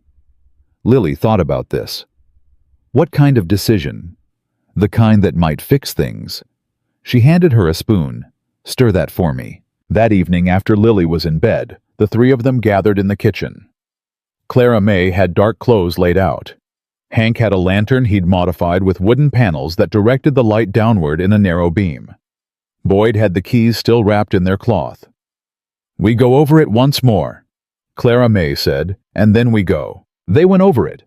She talked through the filing system she expected to find, organized by year, then by document type, which was standard practice in territorial banks of that era. Established by the federal guidelines, her father had kept pinned above his desk for the 20 years he'd worked as a land office clerk. They needed the 1882 files. They were looking for anything bearing Elias Dyer's name: loan applications, promissory notes, ledger entries, discharge documents. If the original loan had been real and paid off, there would be a satisfied notation on the original note, a discharge letter, and corresponding ledger entries. If Weston's note was the only document, it confirmed the forgery. "We don't take anything," she said. "We document what we find. I have Mrs. Howell's Kodak." She'd borrowed it that afternoon under the pretext of wanting to photograph the bread for a newspaper inquiry, and Patsy had handed it over without hesitation. "We photograph the evidence, we replace everything exactly as we found it, and we leave." "And if someone's there," Boyd said, "then we deal with it." Clara May looked at both of them. "I'm not going to pretend this is without risk, but I need you both to understand something. If we don't do this, Weston wins. He takes the ranch for half its value using a document he manufactured, and there is nothing legal or otherwise that we can do about it, because we have no proof and no money to fight him in a court he already owns." She paused. "This is the door. I've looked for every other door, and this is the one that's there." Hank held her gaze. Then he stood, picked up the lantern, and said, "Let's go." The ride into town was quiet. The kind of quiet that isn't emptiness but density. 3 people carrying the weight of what they're about to do, and choosing not to put it into words because words would make it more real than it needed to be yet. Hardin Creek at 7 in the evening was mostly indoors. Supper lamplight, the ordinary business of families settling into their evenings. The bank stood at the corner of Main and River Street, brick-faced and solid dark in every window. The back step was where Miguel had promised, and the keys were under it exactly as described. The lock turned without sound. The door opened. They went in. The back office was narrow and smelled like old paper and metal and the particular dry cold of a room where windows were never opened. Filing cabinets lined 2 walls labeled in faded ink with date ranges. Clara May moved to them, immediately reading the labels by the narrow beam of Hank's modified lantern. Boyd positioned himself near the door, watching and listening. She found the 1882 drawer on her second try. Pulled it open carefully. Cataloged what she saw: commercial loans, personal accounts, property transfers. She started with personal loans and moved through the files with the speed of someone who had grown up doing this. Her father standing over her shoulder in the land office, teaching her how documents talk to each other, how the absence of something was sometimes as informative as its presence. "What am I looking for exactly?" Hank asked low. "Anything with your father's name, or your grandfather's Elias Dyer. If the loan was real, the application would have been filed before the note was signed. Look for anything dated earlier than August 1882. They worked in the narrow lamplight, the only sound the soft movement of paper and their own careful breathing. 10 minutes. 15. Clara May's confidence was beginning to develop a small cold crack at its center, the fear that Weston had been thorough enough to create a complete false trail that they would find nothing because he had manufactured everything they would look for. Then Hank made a sound, not quite a word, the sound a man makes when something lands. He was holding a folder. The label read, Dyer Property Historical. Inside, organized by date, was the complete record of 3 generations of the Dyer family's relationship with this bank. Land transfers, tax payments, equipment loans all discharged. And at the very back, behind a paper-clipped bundle of receipts, a promissory note dated August 1882. The same note Weston had shown them. Except this one was original. The paper had yellowed the way paper yellows when it has actually lived through 40 years. The ink had faded into the fiber not sitting on top of it, and stamped across the face of it in red ink that had gone rust-colored with age was a single word. Satisfied. Below it, in a clerk's careful handwriting discharged in full March 1891, signed and witnessed. Weston had created a duplicate. Removed the satisfaction stamp, presented a document that looked like the original, and counted on Hank never seeing the one that was filed here in the back of a folder no one had opened in 40 years. "He lied," Hank said. His voice was very quiet and very even, and it carried underneath it something that Clara May recognized as a specific kind of anger, not hot but cold and absolute. The anger of a man who has been told his father was a failure and has just found proof that it was a lie. "He lied," she confirmed. She was already raising the Kodak. "Don't move it. Hold the lantern steady." She photographed the satisfied note, the folder label, the date range of the file. The discharge entry in the ledger. She found 2 folders over a clear formal record of the loan being paid in full, 17 years before Weston claimed it had never been paid at all. She worked quickly and methodically, and when she had everything she needed, she replaced every document exactly where she had found it, closed the drawer, and checked the room once more with the lantern. "Ready," she said. Boyd reached for the back door. It didn't move. He tried again. The handle turned, but the door held. He looked at Clara May. "It locked itself when we pulled it closed." "The key," she said. "We need the key to open it from inside." The key was in the exterior lock, on the outside of the door, where it had been when they'd used it to enter and where it had remained when they'd pulled the door shut behind them. For 3 seconds, no one said anything. Then from the front of the building came the unmistakable sound of a key in the front door lock. Hank killed the lantern. The dark was immediate and total. Clara May felt Boyd move, felt Hank's hand find her arm, and then they were moving not toward the back door, but toward the supply closet. She had noted when they'd first come in on the left wall, a narrow door she'd cataloged automatically, the way she cataloged everything, because she had spent 3 years learning that knowing your exits was not paranoia, it was survival. The closet door opened inward. They pressed into the back of it, all 3 of them, and pulled it shut to a crack. Lamplight under the office door. Footsteps, deliberate, unhurried. A person who had every right to be in this building at this hour and knew it. The office door opened. Harlan Weston walked in. Clara May felt Hank go absolutely still beside her. She pressed her hand against his arm once firm, steady. "Wait." Weston moved to the filing cabinet. He moved with the ease of a man who had been here before and knew where everything was, which meant either he had an arrangement with the bank beyond simple friendship, or he had come here previously to place what they had just found and wanted to ensure it remained undisturbed. He opened the 1882 drawer, reached in. His hand moved through the folder they had just replaced.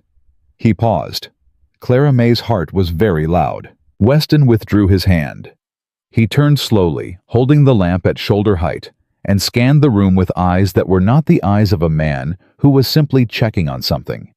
They were the eyes of a man who sensed a change in the quality of the air. "I know someone's here," he said, conversationally, the way a man speaks when he is comfortable with the power of the position he is in.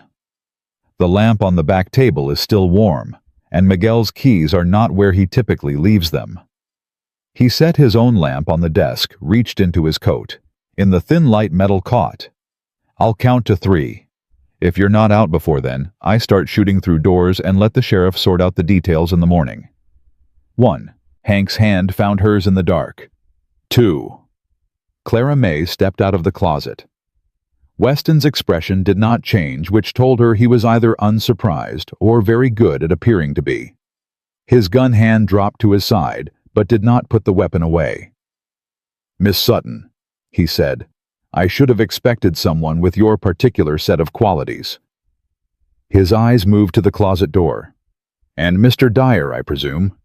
Hank stepped out. Boyd came last. Weston looked at all 3 of them, with the unhurried assessment of a man reviewing a problem he has already solved. "Breaking and entering," he said. "Possibly theft, depending on what you found and whether you took anything.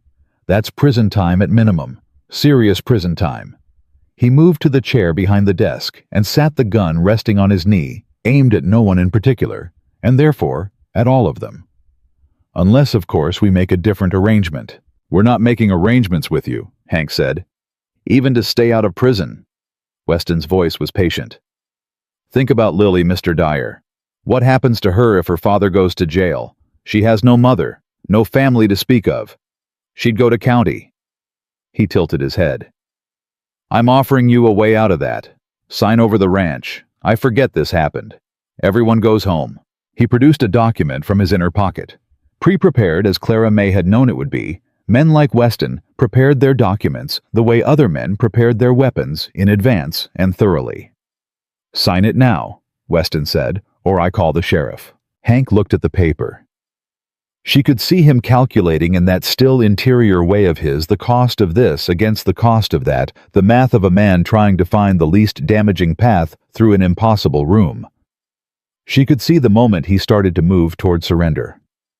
Not because he wanted to, because he thought it would protect them. There's another option, Clara May said. Weston looked at her with what might have been genuine curiosity. I'm listening. You call the sheriff. We all go through it together. She stepped forward, which was either brave or foolish, and she had stopped distinguishing between the two some time ago.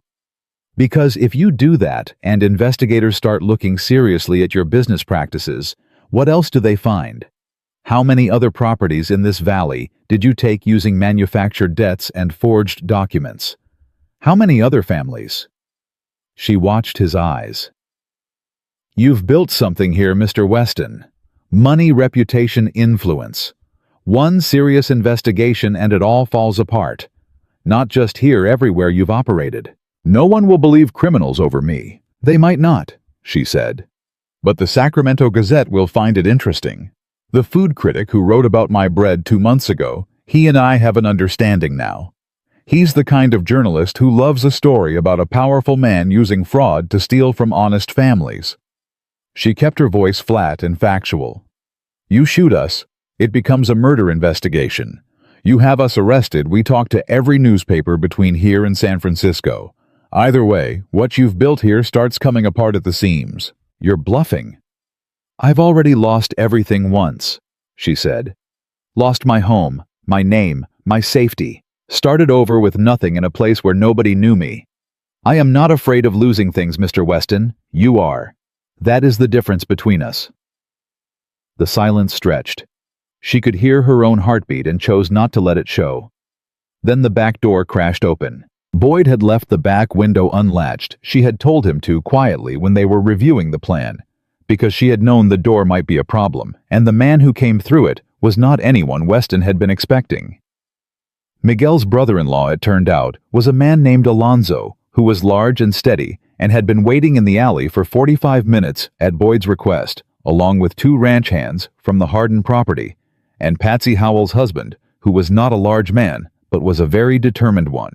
Drop it, Boyd said, coming through right behind Alonzo. His rifle was at his shoulder. I will not be theatrical about this. I will simply shoot. Weston looked at the rifle, at the men behind it, at his own suddenly very poor arithmetic, and slowly placed the gun on the desk. In the quiet that followed, Clara May became aware that her hands were shaking. She pressed them flat against her thighs, and looked at Weston with the clarity that comes after adrenaline starts to ebb that particular clean-eyed view of a moment that has just turned. Here is what happens now, she said. You withdraw your claim on the Dyer Ranch. You inform the bank that the promissory note was an error on your part and direct them to close the matter. You leave this valley, and you leave these people alone. She paused. Or the photographs I took tonight of the satisfied original note, along with signed testimony from everyone in this room about what you just admitted to go to every newspaper and every territorial court west of the Mississippi. You photographed.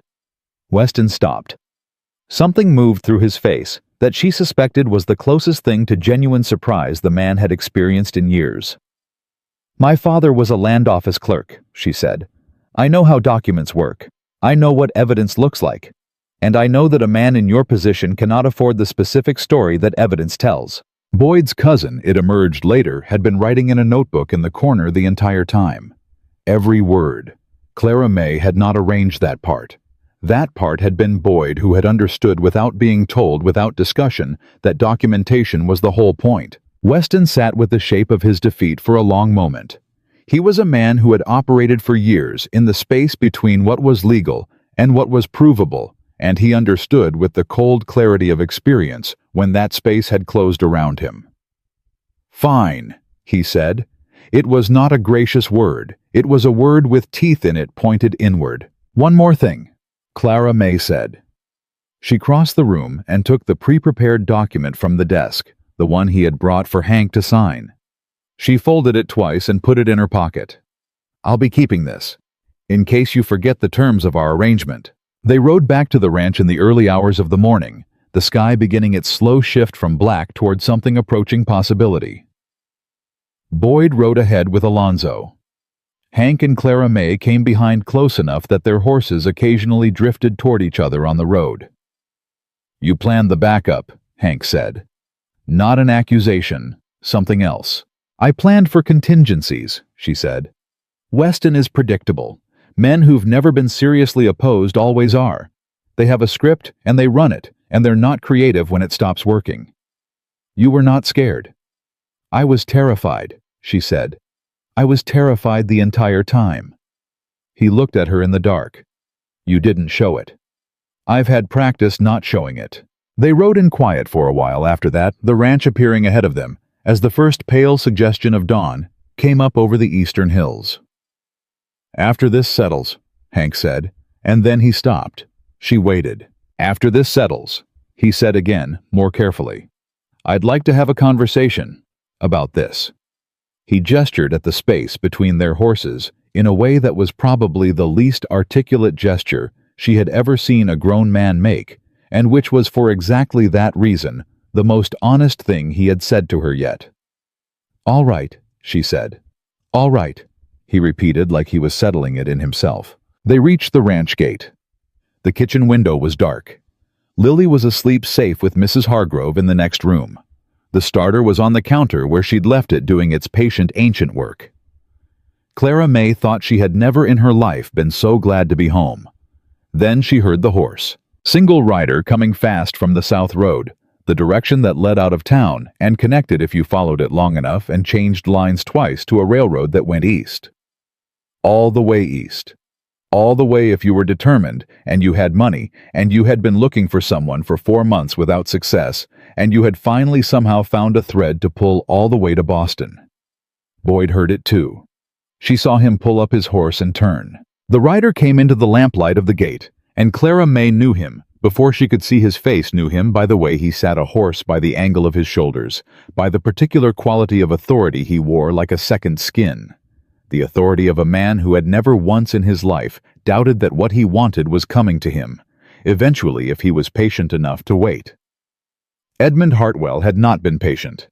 He had been determined, which was worse. He pulled his horse to a stop 15 feet away and looked at her with the expression she remembered better than she wanted to. Not angry. Not yet.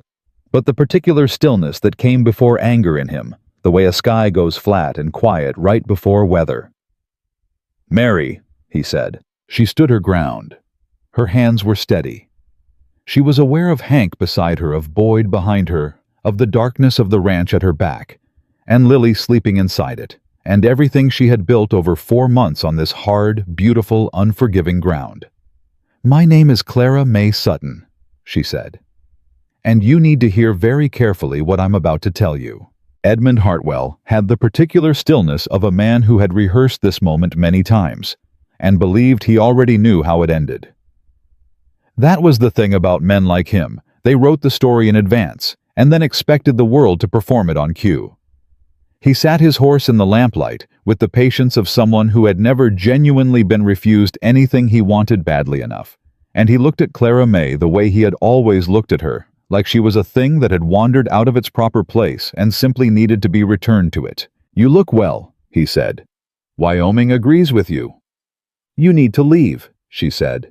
"Mary, Clara May." Her voice did not waver. She had practiced this voice in the dark for 4 months without knowing she was practicing it. "You will call me by my name, or you will not speak to me at all." Something moved through Edmund's face, not quite anger yet, but the shadow that came before it, the sky-flattening quiet she had once learned to read, the way sailors read weather. He dismounted slowly, deliberately, the way men dismount when they want to communicate that they are in no hurry because they have already decided the outcome. "I have a court order," he said. He reached into his coat and produced the document with the same theatrical precision she had watched Weston use hours ago, and the similarity was so exact, so perfectly representative of a particular kind of man, that she almost laughed. Almost. A competency ruling from the Commonwealth of Massachusetts. It grants me authority to drag her back against her will, using a court that never heard her side, Hank said. Edmund looked at him for the first time. The look was the one Clara May knew well, the slow, dismissive assessment of a man who has decided within 3 seconds that he is dealing with something beneath his consideration. "And you are Hank Dyer. This is my ranch. That woman works for me and lives on my property, and I don't let anyone threaten my people." Hank's voice was level and absolute in the way of men who do not say things they don't mean. "So you're going to get back on that horse?" Edmund almost smiled.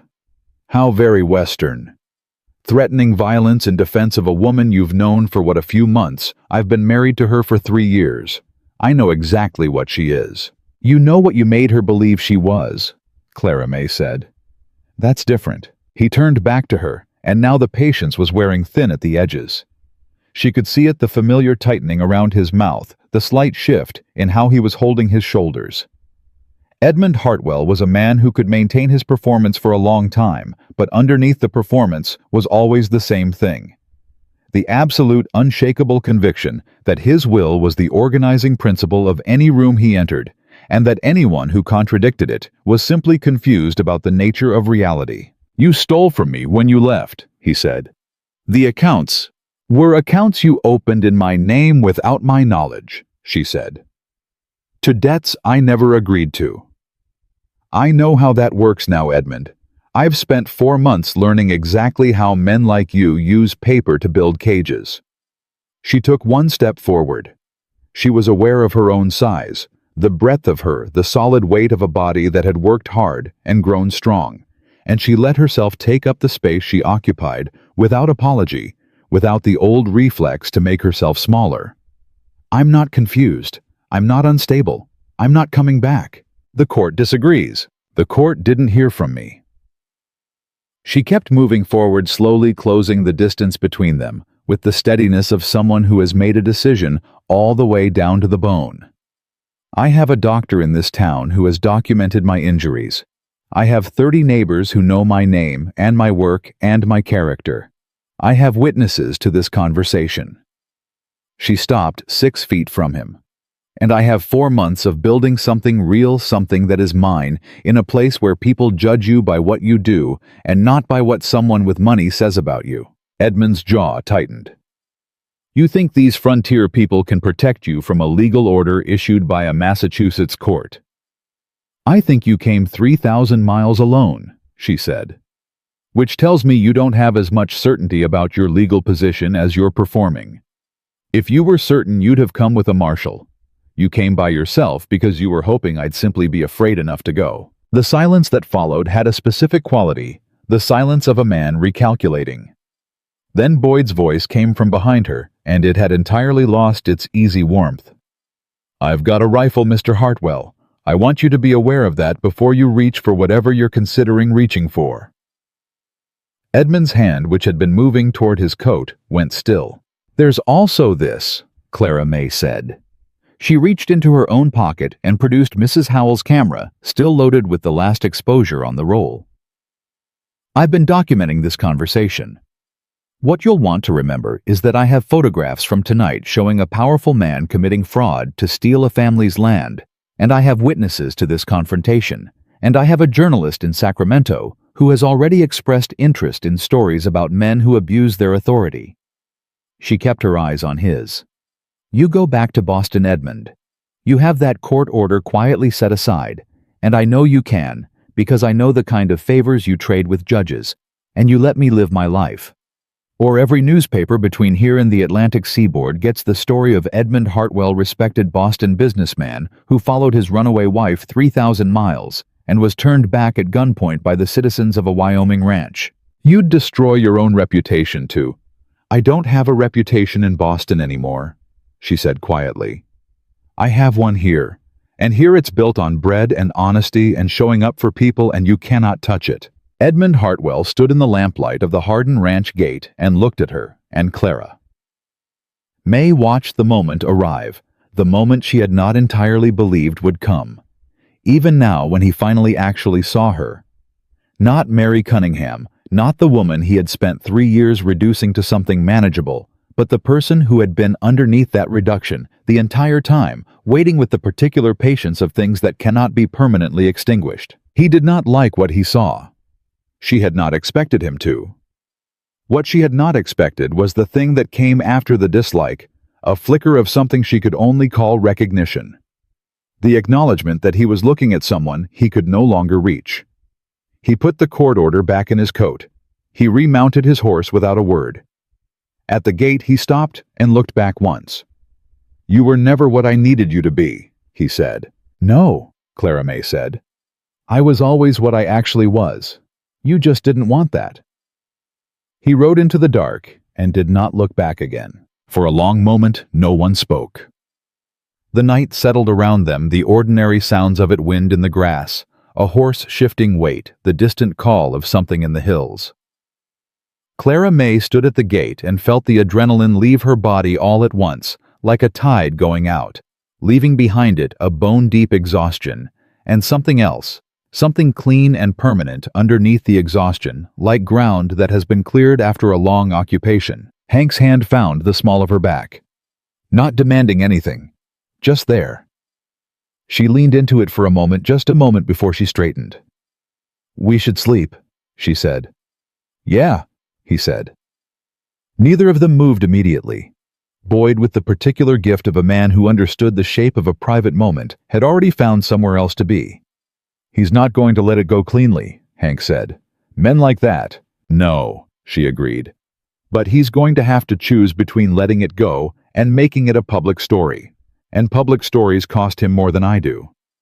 She looked at the gate where Edmund had disappeared. "He'll choose himself. He always does." And Weston. Same calculation. Same answer. She turned toward the house. "We have the photographs. We have the testimony. Boyd's cousin wrote down every word tonight. Even with a judge in his pocket, Weston can't make that disappear without making himself the story. And men who operate the way he operates rely on staying out of the story." Inside the kitchen was exactly as she had left it. The starter on the counter, patient and living. The cooling racks with tomorrow's orders. The good, honest smell of a kitchen that was used every single day by someone who cared about the outcome. Lily was asleep upstairs.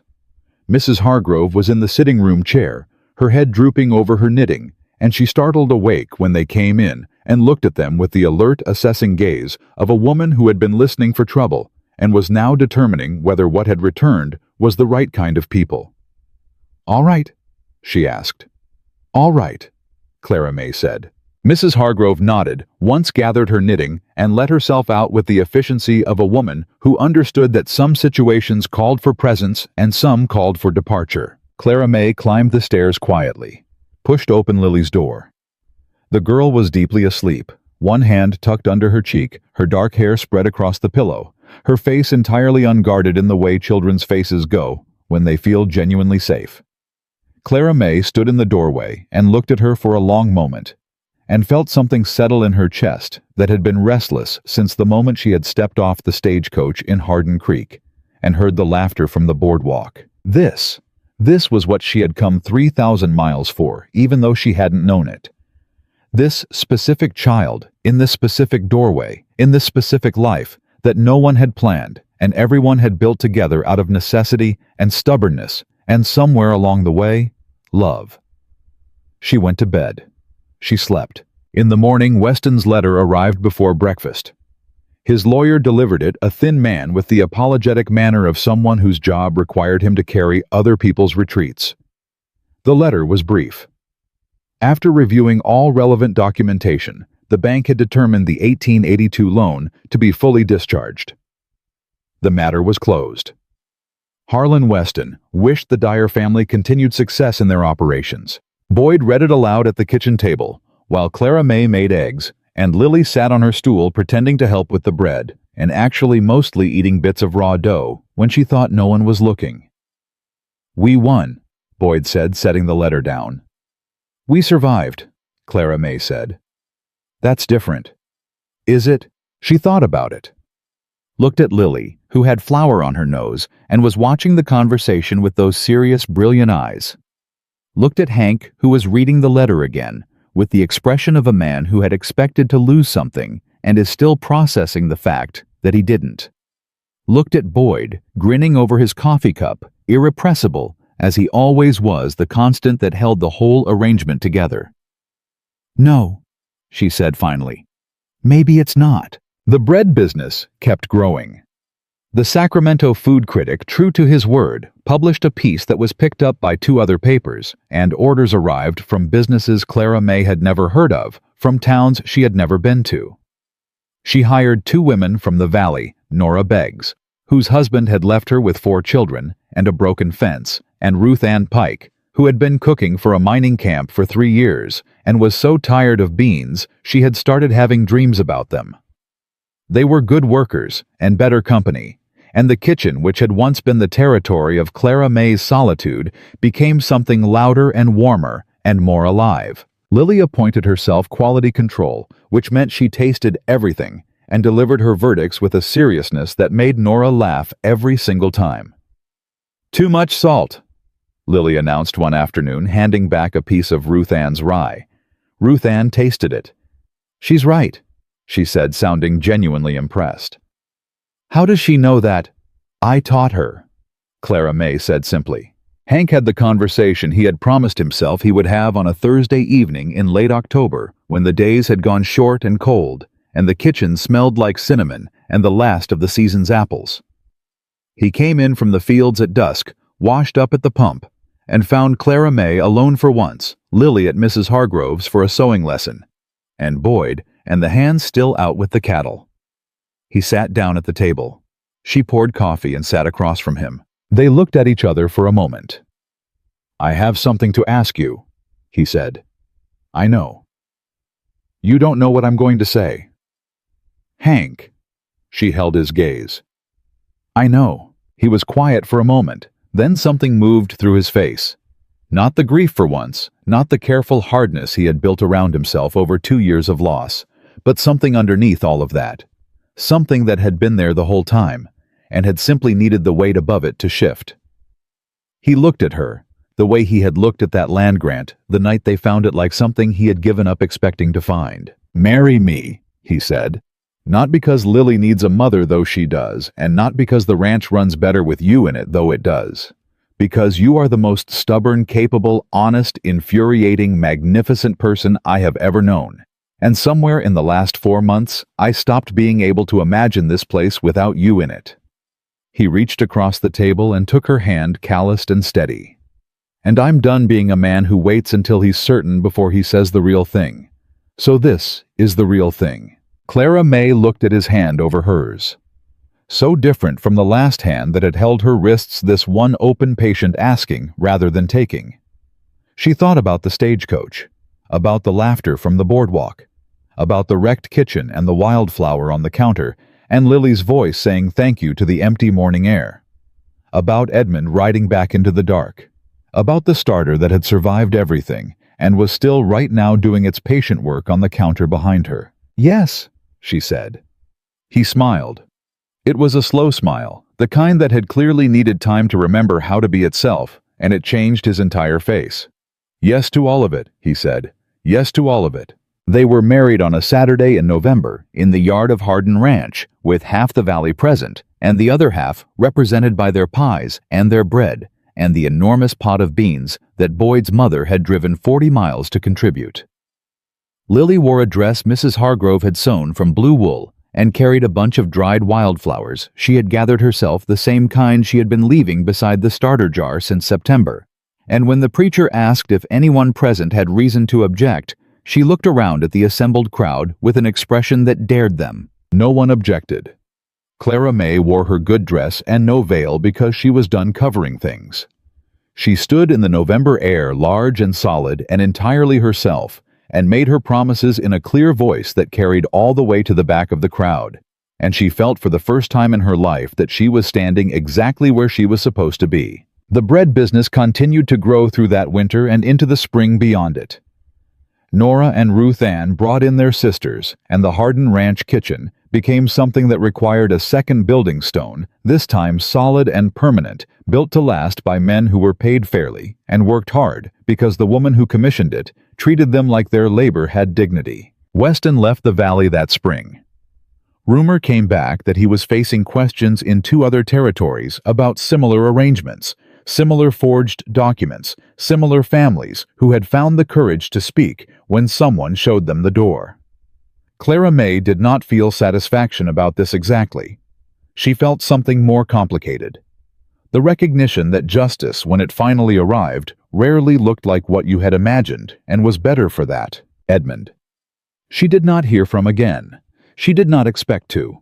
She had been right about his calculation himself, always above everything else, and she had made herself too costly a story for a man whose entire life depended on controlling narratives.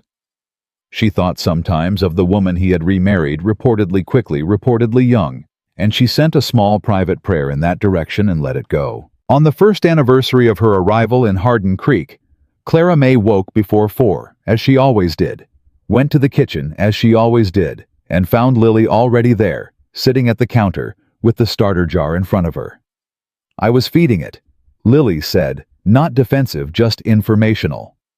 "I measured the way you taught me. 1 part starter, 1 part flour, 1 part water. I checked the temperature first." Clara May looked at the jar, at the girl, at the kitchen that had been a catastrophe and was now the center of something she still didn't entirely have words for: a business, a family, a life rebuilt from the absolute beginning. "You did it right," she said. Lily looked at the bubbling jar with the solemn satisfaction of a job done correctly. "It's 100 years old," she said. "More probably. And it's still alive." "Still alive!" Clara May agreed. She began the fire in the stove. Outside, the first pale edge of dawn was finding its way up over the eastern hills.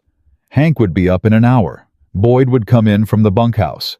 Nora and Ruth Ann would arrive at 7 for the day's production.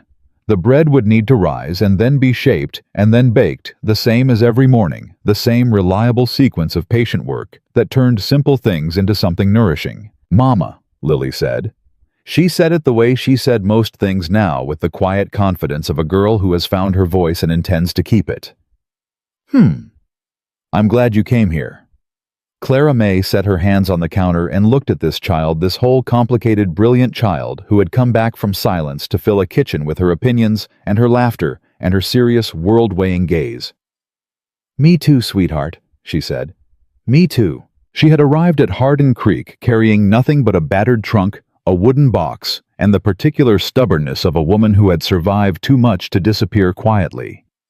She had been laughed at on the boardwalk and doubted in the office and threatened by men who believed that power and money were the same thing as winning.